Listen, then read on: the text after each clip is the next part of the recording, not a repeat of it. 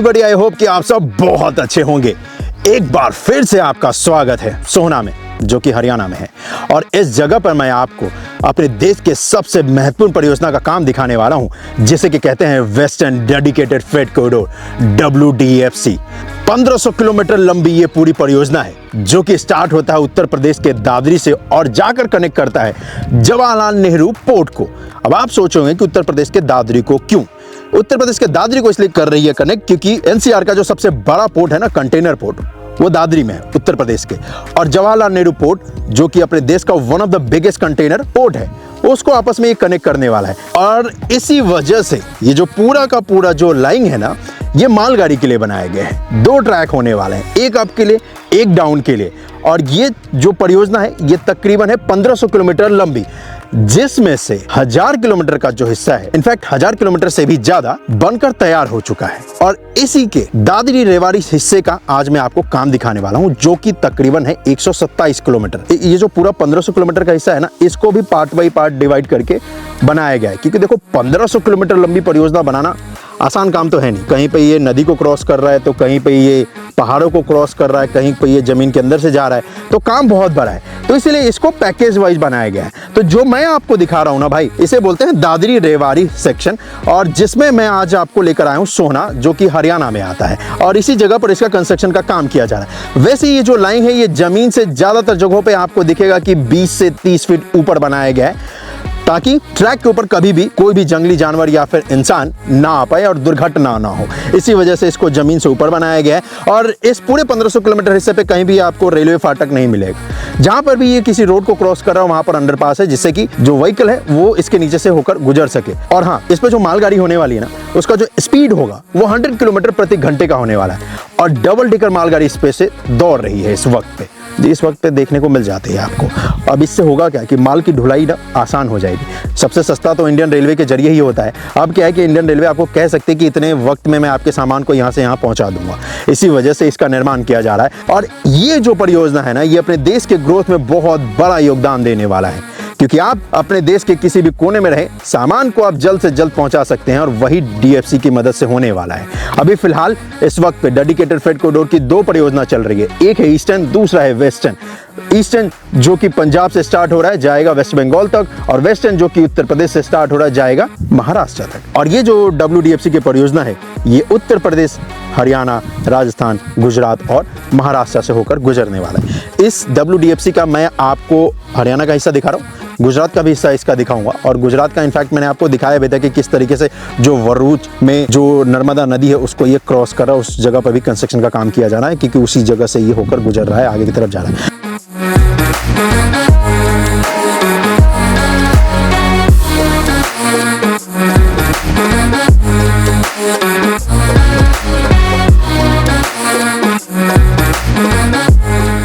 लेकिन भाई रिक्वेस्ट है कि प्लीज चैनल को सब्सक्राइब कर लेना। इससे क्या है ना भाई, मोटिवेशन मिलता है ना। तो आप चैनल को सब्सक्राइब कर दो, और मैं इसी तरीके से आपको दिखाता रहूंगा भाई कि किस तरीके से इंफ्रास्ट्रक्चर की मदद से इंडिया को न्यू इंडिया बनाया जा रहा है।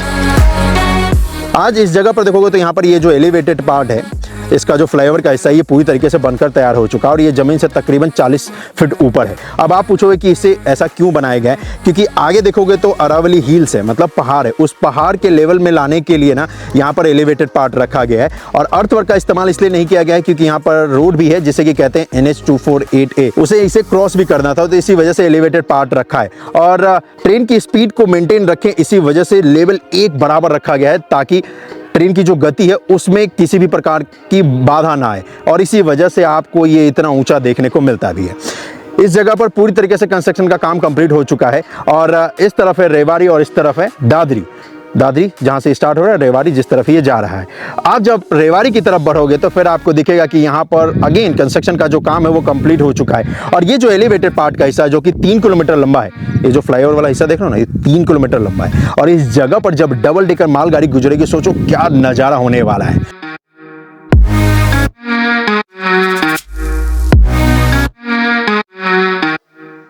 और उससे भी कमाल का नज़ारा तब आपको दिखेगा जहाँ पर ये जो अरावली हिल्स है ना, इस अरावली हिल्स के सैलर में भी आपको दिखेगा कि ट्रैक डालने का काम किया गया है। तो यहाँ पर भी जब ट्रेन गुजरेगी तो नज़ारा कमाल का ही होगा। इस जगह पर भी कंस्ट्रक्शन का काम पूरी तरीके से कंप्लीट हो चुका है और यहाँ पर आपको एलिवेटेड पार्ट यानी कि पिलर का हिस्सा भी देखने को मिलेगा। अर्थवर्क के ऊपर भी ट्रैक डाला गया है और पिलर के ऊपर भी ट्रैक डाला गया है। पिलर आपको उन जगहों पे देखने को मिलेगा जहां पर भी बारिश का पानी का कटाव होता है बरसात के दिनों में इन पहाड़ों से, तो उन जगहों पे एलिवेटेड पार्ट का सहारा लिया गया है। जैसे यहाँ पर देखोगे तो देखो यहाँ पर पिलर बनाया गया है और पिलर के नीचे आपको दिखेगा ढेर सारा पानी। क्यों? क्योंकि यहाँ पर बारिश जब होती है तो पहाड़ से पानी नीचे आता है। अगर अर्थवर्क यानी कि मिट्टी डालते तो वो पूरा मिट्टी बारिश का जो पानी है अपने साथ बहा ले जाता है और ट्रैक भी बह जाता है। तो इसी वजह से यहाँ पर देखोगे तो ये कंक्रीट का हिस्सा यानी कि पिलर का पार्ट बनाया गया है और ऐसे ही आपको इस पूरे 2 किलोमीटर हिस्से में जहाँ जहाँ पर बारिश का पानी का कटाव होता है वो देखने को मिलेगा।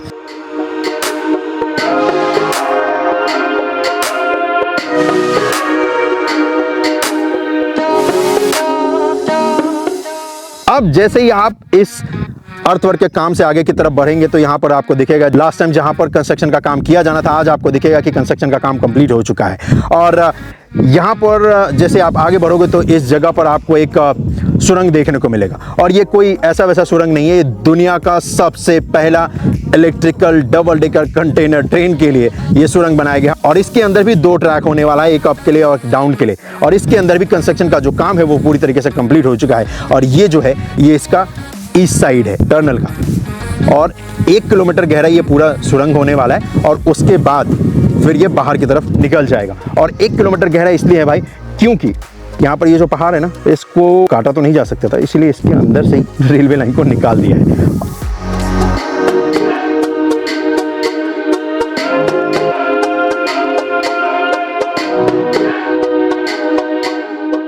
तो चलिए इस वक्त पे ये जो मेरे पीछे देख रहे हो ना, मेरे पीछे यहीं पे टनल है इसका ईस्ट साइड वाला, तो मैं इसके अब दूसरी तरफ आपको लेकर चलता हूँ वेस्ट साइड वाले पे और उस तरफ दिखाता हूँ कि वहाँ पर कितना कुछ काम हुआ है इस वेस्टर्न डेडिकेटेड फ्रेट कॉरिडोर के। और वैसे मेरे पीछे देखोगे तो यहाँ से पूरा आपको IMT सोहना दिखेगा।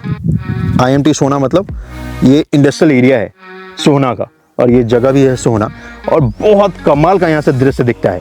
इसी वजह से मैं इस जगह पर आया हूँ क्योंकि यहाँ से एक तो आपको अपडेट भी दे दूंगा और दूसरा थोड़ा सा यहाँ पर रेस्ट भी कर सकता हूँ आराम से। लेकिन चलो मैं आपको दूसरी तरफ लेकर चलता हूँ, दिखाता हूँ कि दूसरी तरफ यानी कि वेस्ट साइड में कितना कुछ काम हुआ है। चलो चलते हैं।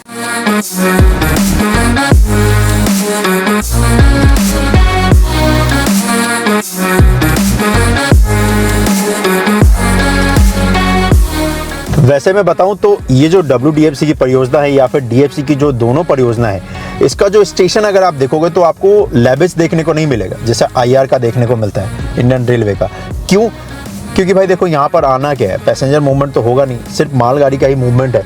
तो इसी वजह से स्टेशन को बनाया गया है ऑपरेशन पर्पस से, फैसिलिटेट करने के पर्पस से नहीं बनाया गया है। इसी वजह से आपको ये इतना बड़ा नहीं देखने को मिलेगा। जैसे कि ये देखोगे तो ये है स्टेशन EDFC के ऊपर जो बनाया गया है जो कि खुर्जा में बना है उत्तर प्रदेश में, और ये वाला जो देख रहे हो ये हरियाणा में बनाया गया है जो कि यहाँ से थोड़ा सा ही आगे है जी।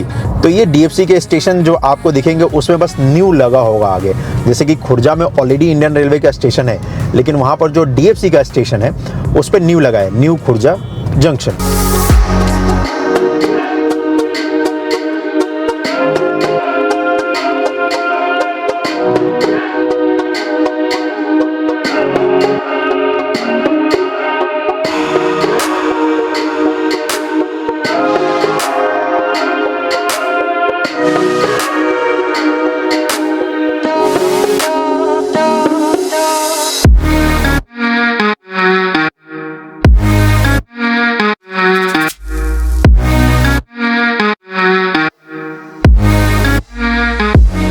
सो ये जो हिस्सा देख रहे हो ये है सुरंग का वेस्ट साइड और इस तरफ आपको ट्रैक जो देखने को मिलेगा वो जमीन से 100 फीट नीचे डाला गया है, जहां इसके इस साइड में जमीन से ट्रैक 40 फीट ऊपर डाला गया था।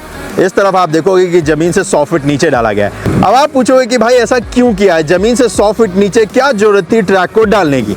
तो पहली बात मैं आपको बताऊं कि यहाँ पर एक एक्सप्रेसवे भी आपको दिख रहा होगा जिस एक्सप्रेसवे को एक्चुअली में इसे क्रॉस करना है। और दूसरी बात, अगर यहाँ पर एलिवेटेड पार्ट बनाते तो एलिवेटेड पार्ट पे चढ़ने के लिए ट्रेन को अपनी गति को स्लो करना पड़ता है, यानी कि जब पिलर बनाते हैं तो ऊपर चढ़ने के लिए ट्रेन को स्पीड स्लो करना पड़ता, और भारी भरकम लोड के साथ ट्रेन को एलिवेटेड पार्ट पे चढ़ना, आप समझ सकते हो, बहुत सारी दिक्कतों का सामना करना पड़ता। तो इसी वजह से ट्रैक को जमीन से 100 फीट नीचे डाला गया है, ताकि ट्रैक का जो लेवल है वो सुरंग के लेवल में लाया जा सके और ट्रेन की जो गति है उसको बरकरार रखा जा सके। और ये तकरीबन आपको 4 किलोमीटर हिस्से पे देखने को मिलेगा। और इससे एक और फायदा हुआ है कि इसको जमीन के नीचे डालने से हुआ यूं कि एक्सप्रेसवे इस ट्रैक के ऊपर से निकल गया, और ये जो WDFC की जो लाइन है वो जमीन के अंदर से आसानी से यहां से निकल गई। तो मतलब ये है कि यहां पर जो एक्सप्रेसवे है, जिसे कि कहते हैं KMP एक्सप्रेसवे, यानी कि कुंडली मानेसर पलवल एक्सप्रेसवे, उस पे जो व्हीकल का स्पीड है, यानी कि जो गाड़ियों का स्पीड है, उन्हें भी स्लो नहीं करना पड़ेगा, और जो ट्रेन है, जो मालगाड़ी है जो यहाँ पर गुजरेगी, उसको भी अपनी गति को स्लो नहीं करना पड़ेगा।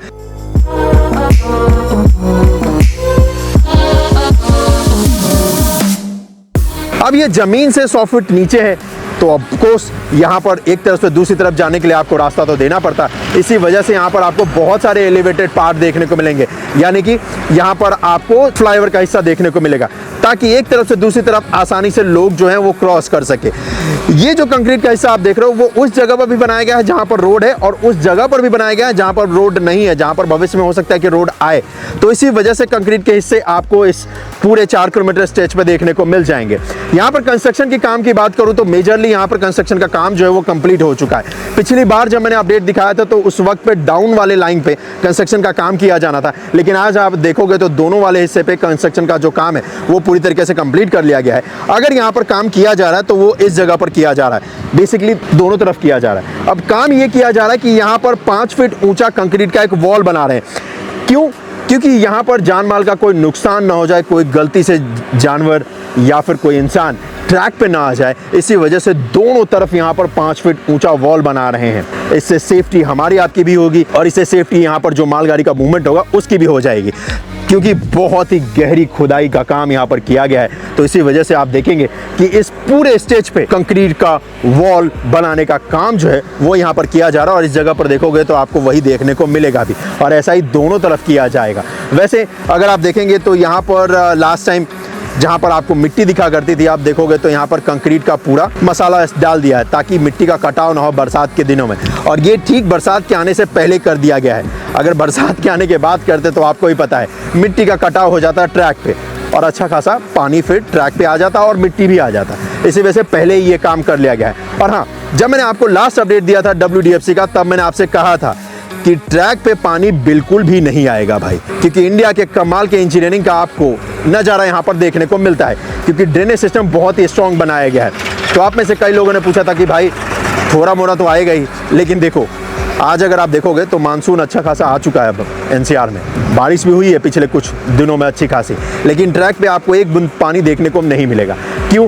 क्योंकि ट्रैक इस तरीके से डिजाइन किया गया है कि इस पे बारिश का कितना भी पानी हो इस ट्रैक के ऊपर तो नहीं आएगा, क्योंकि ट्रैक के आसपास अगर आप देखोगे ना तो ड्रेनेज सिस्टम बनाया गया है। मतलब अगर बारिश का पानी हुआ भी तो सीधा ट्रैक पे नहीं, ड्रेनेज सिस्टम में जाकर गिरने वाला है, और फिर हेवी मोटर्स की मदद से इसको निकाल लिया जाएगा। और सच बताऊं तो एक्चुअली पंप हाउस बनाए गए हैं जहां पर इन सभी बारिश के पानी को निकाल लिया जाएगा। अब क्या है, बारिश तो 2-3 महीने ही होती है, तो ऐसा नहीं कि उस पंप हाउस को 24 घंटे या साल के 365 दिन ऑपरेट करना है, मानसून के वक्त ही ऑपरेट करना है, क्योंकि बरसात के वक्त में ही ड्रेनेज सिस्टम में पानी आएगा, तो उसको निकालने के लिए बड़े हेवी पंप हाउस बनाए हैं। अभी उसका कंस्ट्रक्शन का काम चल रहा है, वो भी जब कंप्लीट हो जाएगा तो वो भी पंप हाउस अभी दिखा दूंगा आपको।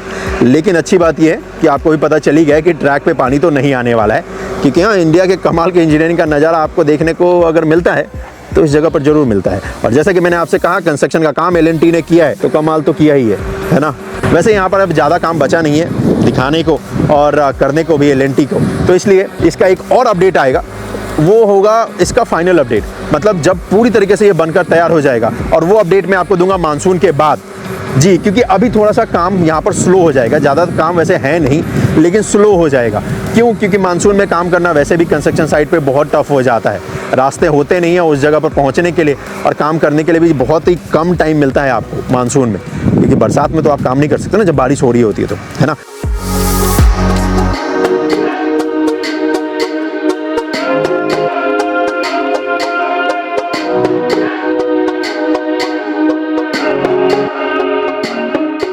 आप इस वीडियो को शेयर कर दीजिएगा और मैं आपसे जल्दी मिलूंगा किसी और परियोजना पे। तो आज के लिए तो बस इतना ही, मिलता हूं मैं आपसे अगले वीडियो में। अपना ख्याल रखिएगा। जय हिंद। चलो मिलता हूं जल्दी।